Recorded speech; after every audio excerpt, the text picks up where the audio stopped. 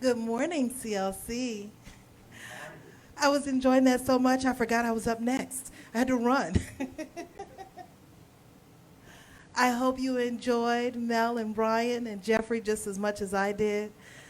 I don't know, just something about that song we were just talking about is just absolutely wonderful. The peace and harmony of it all is just beautiful. Thank you. Thank you so much for doing that. And I invite you now to say with me, divine love through me blesses and multiplies all the good I am and have, all the good I give and receive. I am prosperous now, and so it is. And now, in this moment, I invite you to just take a deep, cleansing breath. Stretch your body if you need to.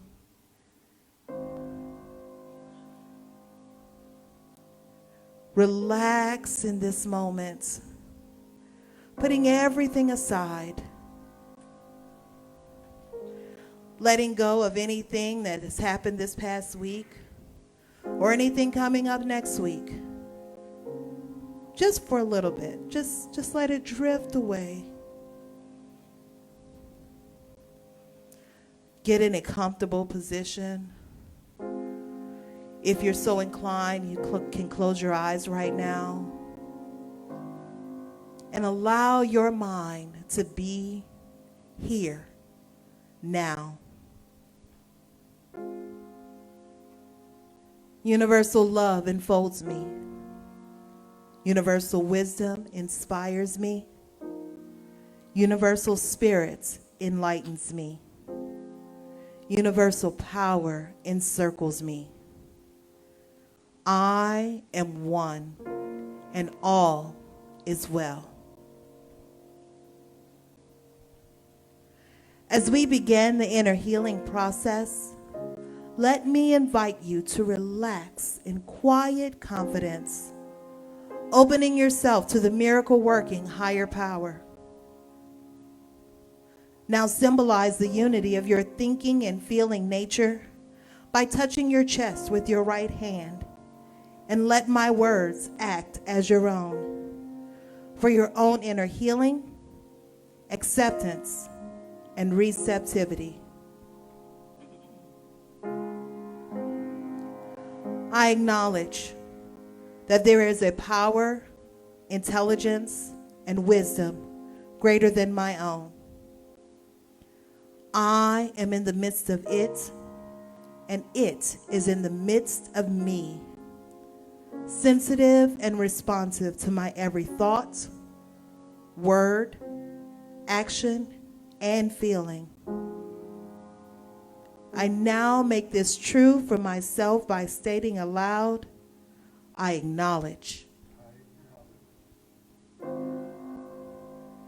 Acknowledging the higher power working through my life, I admit that I am personally responsible for solving my own problems, while being guided and assisted by something greater than myself. As I am ready to surrender the conflicts of my ego to the wisdom of the infinite presence, I simply speak these words: I surrender.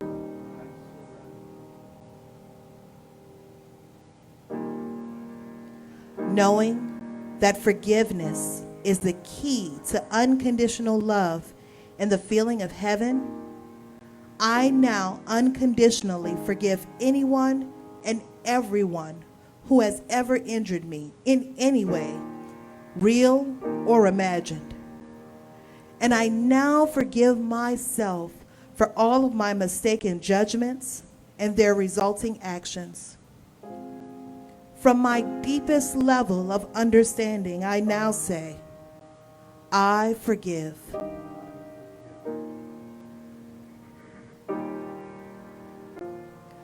Realizing that I continually experience the effects of my own thinking, I now choose to allow this higher power to recreate me deeply, filling my mind with thoughts that are only positive, constructive, loving, and beautiful.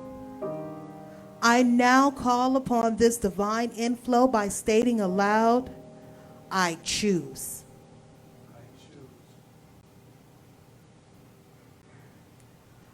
I now center upon that one special idea that I'm willing to accept as real for me in this coming week.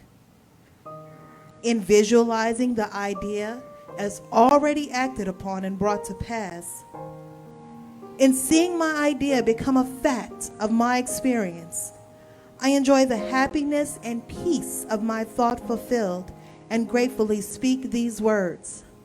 I accept.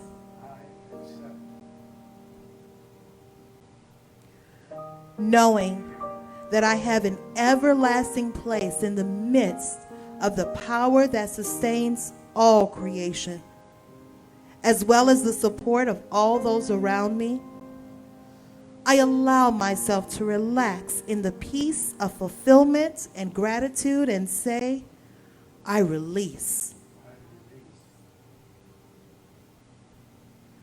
Now, in my mind's eye, I envision the presence of someone near and dear to me. This can be a friend, a family member, a teacher or mentor, someone who has touched my life in deep and loving ways. Someone who may not be physically present in the room with me this morning. I turn toward that image in my mind's eye and say, I'm grateful for the good in your life.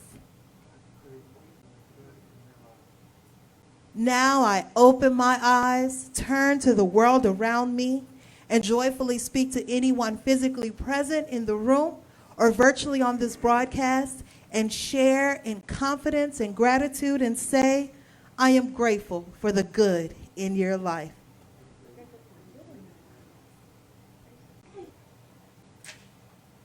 Everything I had to say today was contained in that song, if you were listening carefully. So I'll see you next week.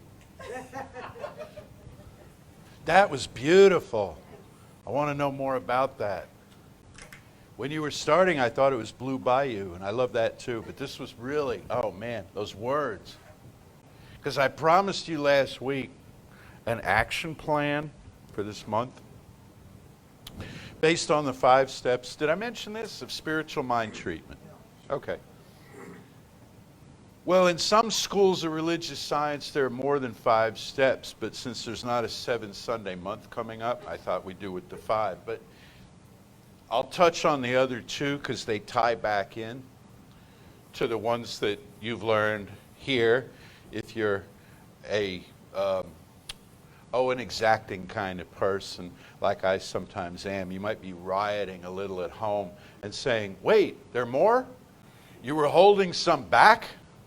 What, we don't deserve the deluxe package? Only the 5? The 5 work really well. And I'll tell you more about them as a set as we go along through this. But I wasn't kidding when I said the words to that song really did the talk. Because today is about the I am.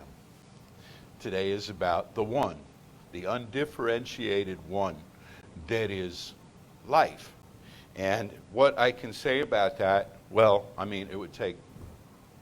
Actually, I've been talking about that like pretty much every day for like about 40 years now. So, you know, and I'm not anywhere near scratched the surface of it. So what I'm going to tell you today about it and invite you to think about, first of all, this isn't another sales job, what we do here at Creative Life, at Religious Science. One of the things that I love about this religion, if you want to call it that, or philosophy, or even best, way of life, is that we don't say you have to do it.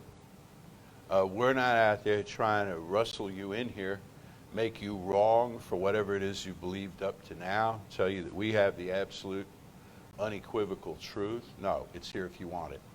It's here if you want it. Now, we're not hiding either.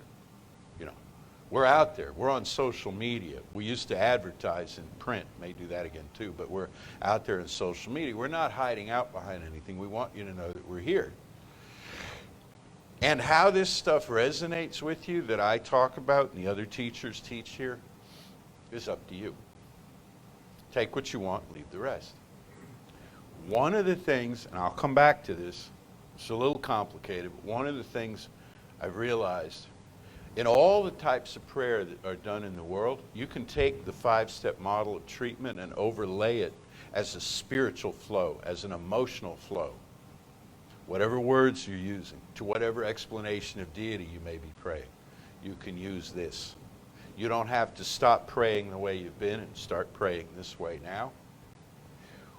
We use generic sorts of terms here at Creative Life because we are a multi-spiritual path, that's not a word, but you get the idea, center. We've got people from every possible walk of life, including those who are called atheists. They call themselves atheists. They don't believe in the higher power explanations that they've heard. The agnostics who aren't sure.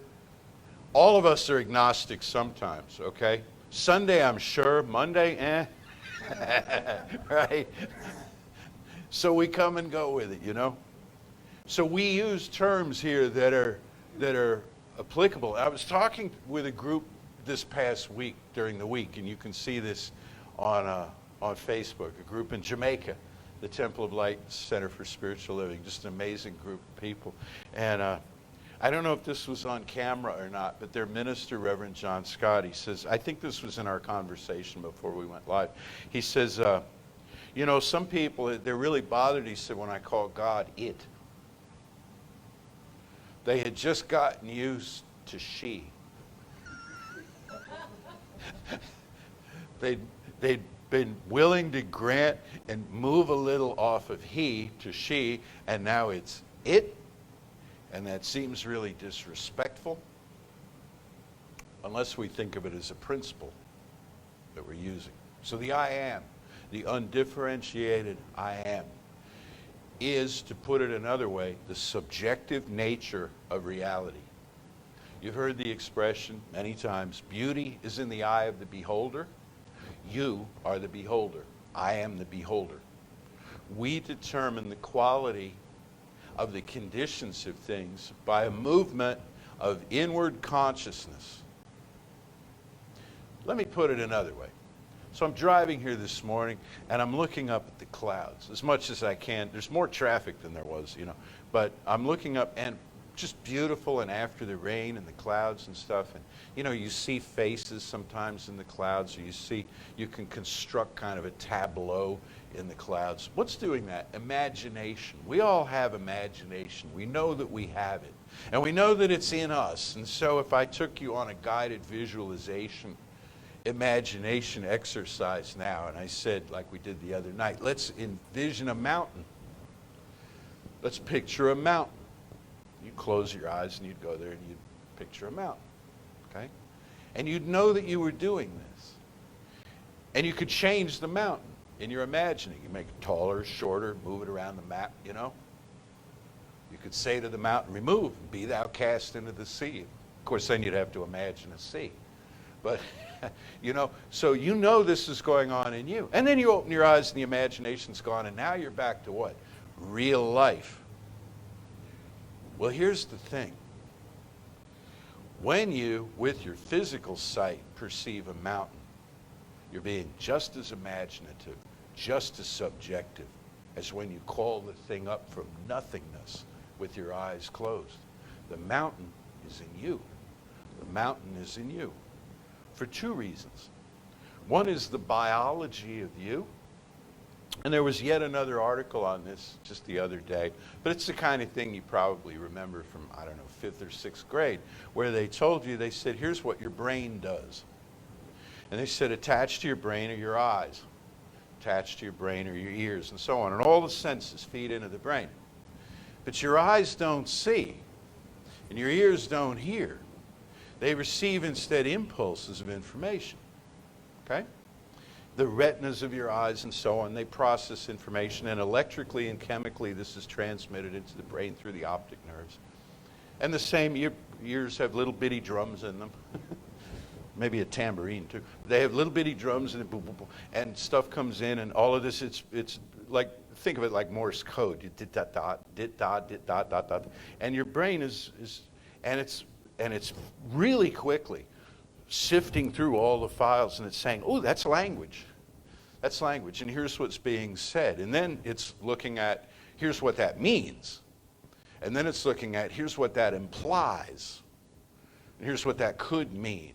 And also body language is being, and all of this stuff is coming at us so quickly. And this thing is going a mile a minute processing all of this. This is the work of the brain.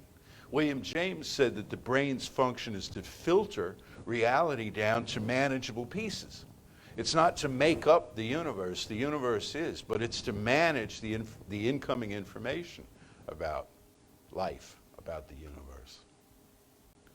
And then there's the mind. And the mind is this amorphous thing sometimes, thinking of it because you can't pin it down, you can't locate it, you can't open a head and take it out, and there it is. And mind is the thing, to get a little poetic about it, I guess.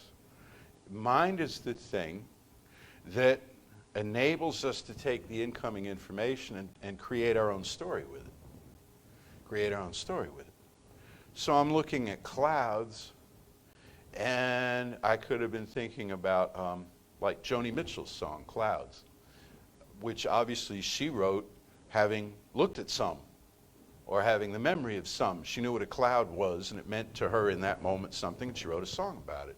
And I told you this story some months ago about John Keats, the poet, and he'd suffered all this tragedy in his life. And someone had, I think, just passed away that night or the afternoon before, and he was sitting out in a garden in England in grief and loneliness and emptiness. Very young man at the time, he's like 20, 21. And he heard a nightingale sing. And he interpreted this song of the nightingale as being about immortality. Mortality and immortality. That the nightingale will go, but the song will live on. And this was in the 18th century, I think, end of the 18th century. And I'm sitting in school 50 years ago, and they put down in front of me Ode to a Nightingale by John Keats. And you may have read it too. You may have had it in your English lit class. And you may have read it, and you may have decided, oh, this is old-fashioned, or this is silly, or wait, this really grabs me, or wait, this really, this is how immortality happens. This is how the story moves along. And so we never know when we're going to be impressed by something enough to activate mind to tell a story about it, and then the story is going to communicate itself through a life of its own. The story takes off. That's why some of the best quotes that you hear are credited to anonymous, because whoever it was that said it kind of drifted out of the picture, but the story goes on. The story lives on. That's the nature of subjective reality. Now back to the mountain for a moment. See, when we say the universe is one whole system, this is often how we explain this first step of oneness, of I amness. We say the universe is one whole system. What that draws to mind for a lot of people is like a starry night. Like some stuff you see from the Hubble telescope, these amazing nebulae and star systems being born. But Ernest Holmes, founder of this teaching, said, as did others, we look too far away for reality. And it's like, so I'm looking at it, so what the Hubble is seeing out in space. That's beautiful, that's lovely, and it's meaningless. What does it have to do with me? I open my eyes, I have bills to pay. I open my eyes, I have, a job to do, or a sick child, or I've got something right here that's immediate. So along with the big universal starry night picture, try this. The world is in you. The world is in you. This world. Tuesday is in you. Okay? Your errands are in you. You got errands, right? Your errands are in you. The fulfillment of those, right? The meeting of needs is within you. How will you know when your needs are met? You'll feel a sense of satisfaction. How will you know when you've achieved something? You'll have that sense in your heart. How will you know when you're loved? Well, you'll know. You'll feel it. You'll feel it. And no matter what happens out here in form, you'll feel it when you feel it, right? And the world tries to do different things as though it were an objective entity, and you feel what you feel. And we look at the people around us and we say, how is it you're not upset by what's going on? And it's because they're feeling something that they've chosen to feel. Everybody has their own tolerance level for this. Everybody has their own rhythm. There's no one right way to be. But there is one right thing to know, and that is that you and I direct this process through the management of consciousness. We're not in charge of the whole thing, but we are in charge of our experience of the I am. A lot of times how this is put is that you have the I am statement and then a blank line after it. And you follow it with an adjective, right? I am prosperous. I am successful. I am happy. I am whatever. And that's a good thing to do. In fact, it's even a story's been come up with about that I am is the name of God. And this has agency in the Hebrew Testament too. But the I am says, now, what will you become of me? We'll get to that. But today, just for today, let's just hang out with the I am.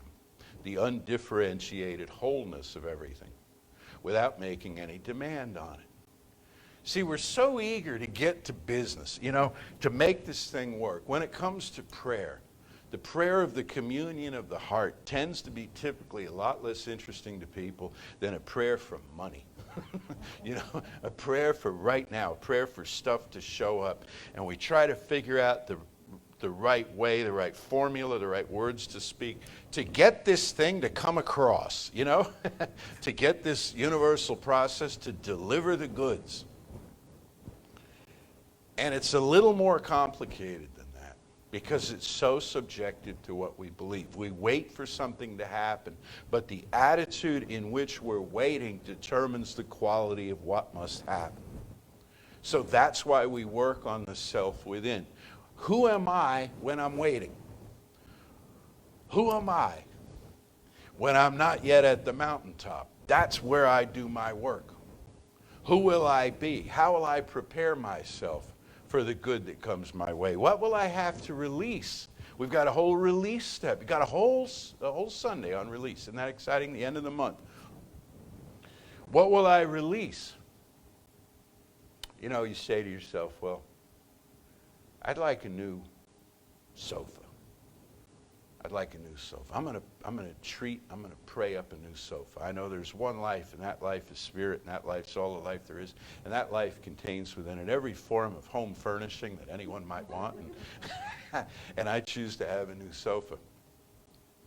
Well, you already have a sofa. In fact, you're sitting on your sofa while you're doing what I just said, treating up a new sofa. If they brought the new sofa now, you'd have two sofas. You wouldn't have any room to move around. So you got to release the one sofa to make room for the other. But you say, I don't want to release the sofa. The sofa's been in my family for years. We sat here and watched movies. It's got popcorn down in the, under the cushions and all of this. And it's like, I've got such a deep attachment to it, I can't possibly let it go. Well, then keep it. But no, I want a new. You see what I'm saying? And so we're all the time like, I don't want to let go of the reality that I perceive, and I won't let go of it until the reality that I desire shows up. This puts me in mind of a thing, and let me see if I can remember how this went, because I wasn't planning to say this, but it was hilarious. And if I mess it up too badly, I'll go find it and bring it back next week. But it's a story about a church board.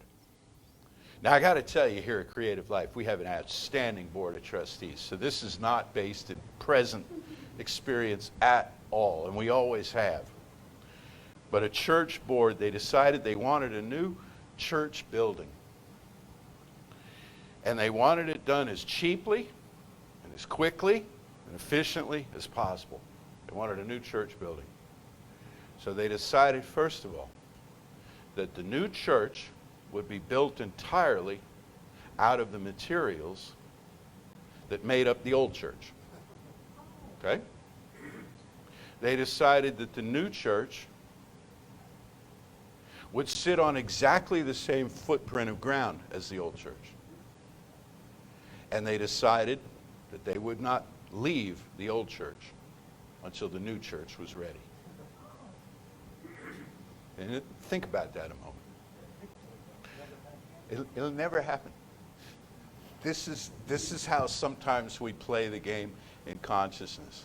All the promises, all the bright horizons and stuff, sure. But I'm hanging on to my judgments, hanging on to my opinions, hanging on to my evaluations of reality until you prove to me beyond shadow of doubt that I'm safe in trusting something greater. And that's not how faith works. And faith comes into this big time. I saw a quote from somebody, here we go with anonymous, said that hope is a tightrope over the ravine. A tightrope over the ravine. I'm proposing a bridge, a really sturdy bridge across the ravine. The ravine of what? Unknown, the abyss, of unknowing. The abyss of no agency, of no capacity for change. Bridge from where I am to where I want to be. That requires that I step out in faith. It requires that I believe in advance, which is why we say if you can't believe yet, or don't feel you can, that your whole life is different today than it was yesterday, then pick one part of it that you can believe, that you might even chalk up to coincidence if things turn in your favor. That's all right. You'll get past that. Pick one thing, one place to improve. We go through this in January when we talk about the New Year's resolutions that people make. People want to do everything under the sun. They want to completely rebuild themselves. And they don't believe that they can do all of this. So guess what happens? But if you take one thing and you move in that direction, you're building something. You're building something. You're building something. So what is this power that we're working with? What is really the nature of God? Oh man, what a question. In fact, some of you out there, I know for a fact, will say, don't call it God, because that means this and this and this and this. Well, remember what I said about how it's in you? That's the meaning that you've associated with it. Do realize that you're in charge of that. Okay, that you can moderate that, you can kind of sculpt that into something different if you want, so that you're not allergic to the word anymore, God. Yet at the same time, it's also principle, it's also power, it's also the great I am, it's also unconditional and limitless love. Limitless love, pouring itself out on all of us. That is the nature of this one.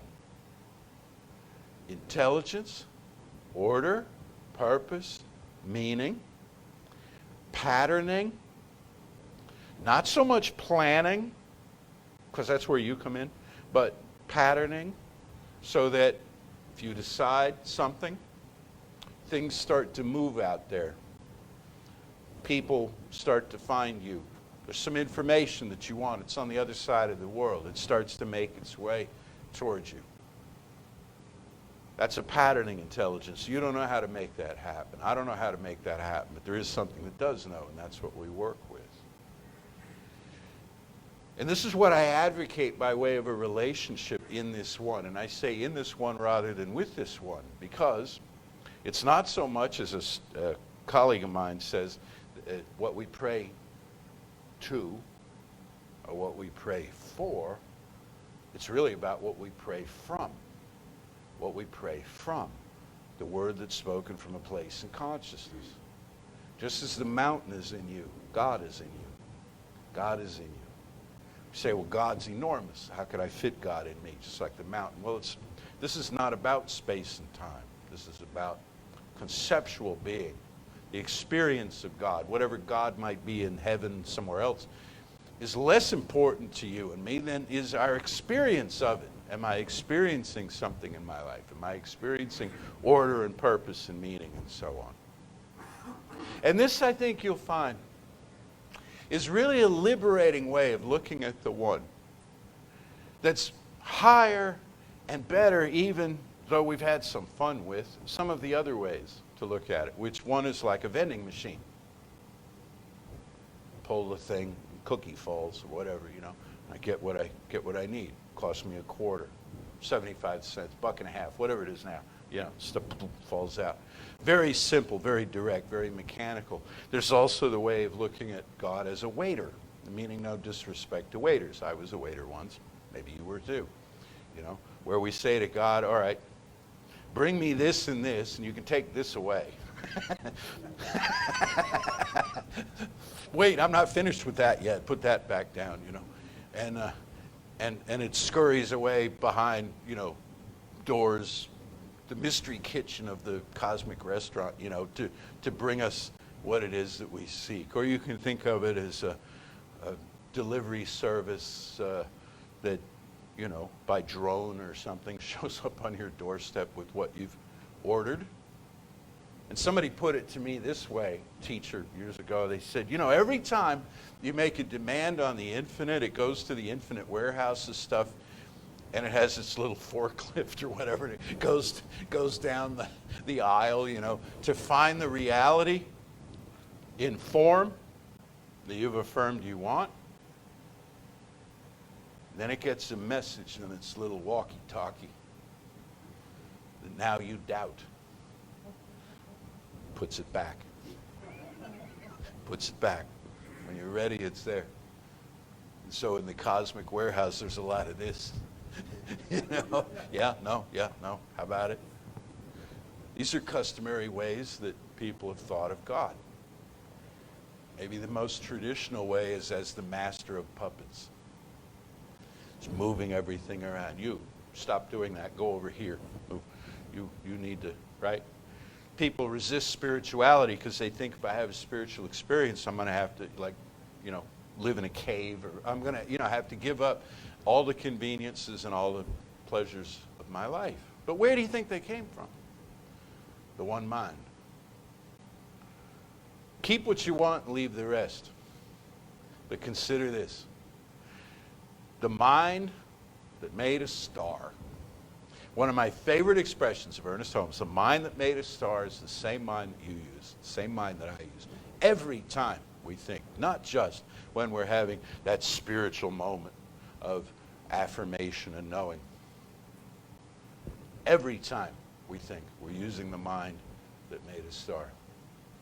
No claim can be placed on it that is too great. Only a claim can be placed on it that is too great for the one who is making the claim to believe. In which case, that one who is making the claim simply has a little work to do. But a claim that is made on the infinite is regarded without size, without weight. As Holmes put it, spirit knows form, but not size, experience, but not duration. It knows that a thing is, but not how big it is or how long it's been there. So you go to this and you say, I choose, and I feel, and I accept a complete reworking of my entire life. This is great. You go to it and you say, today, one fingernail better for me. One tiny step forward is all I ask. It says, okay. That's it. So we start with the little steps. We build in the conviction of this. To know the I am. Greatest prayer you can make is, of course, thank you. And the greatest explanation I've heard for making the prayer of thank you is it affirms in advance the presence of the reality you desire to inhabit. One last thing. I don't know exactly what I prefer to inhabit. I do in some areas, maybe many areas. But the overall context of how it all is going to work, I don't know. Why don't I know? I've not been there yet. So I leave, in my personal work, a big old margin for not knowing, for just handle it. Just be the I am for me. And I find as the years go by, I'm specifically choosing less and less and allowing more and more. And you know what? It's really cool. Because it's like door number 3, man. It's like, it's like I don't know exactly what's going to show up, but it's going to be fine. It's going to be fine. It's going to be grand when it shows up. And so the people and the conditions and the circumstances and the opportunities. I got a call, you know. Well, no, I got an email. I got an email about a month ago from this amazing group of people that I got to be with on Thursday night of this week saying, how would you feel about it? They were a little tentative about it, like I would be too inviting somebody here. I know you're busy, and you know, but if you could possibly, we'd love to. And it was like, I didn't know that was going to come up, and it was awesome. And if you watch it, you'll see. I mean, and read the comments of the people who are watching. It's like our sister center. It's like a whole new world opened up. That's how it can be. Right now, we're all virtual. Most of us still virtual. Here we are, you know. And so it seems like little pockets of energy here and there. But we're getting ready to remake this world in the spirit of the I am, in the spirit of the one knows only love. So I told Lisa, I said, Reverend Lisa, she does wonderful treatments. She's going to do a treatment here at the end. Now, you don't need 2 full-blown treatments. You get one treatment from her, okay? I'll leave you with an affirmation, which I'm going to make up right here on the spot. Let's see. Well, I am the experience of the world as me. I am the experience of the world as me. I change my mind about it. It changes its look to me. Changes its form, its aspect, you know. I am the one who has the knowing. I am the one. I'm charged with, this isn't all an affirmation, you don't remember all this, but I am the one who's charged with that. I am the one who is responsible for my experience of creation. In fact, I was kind of dispatched in a way almost here for that, with my own permission. It's what I'm here to do, to be a co-creator.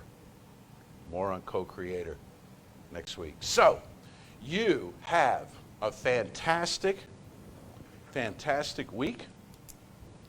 And I will see you again here on Sunday. And do please visit all the other groups and activities that we have that Danielle shared with you through the week. We're here to support you in every possible way.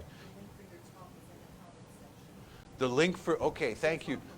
The link for the talk from Thursday is in the comment section. It's called Lifeline. It's a series that they have on Thursday nights with various speakers, and I guess monthly.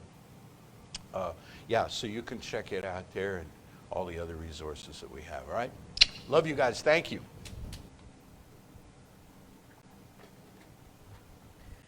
All right, I have 2 quotes for you before I treat you.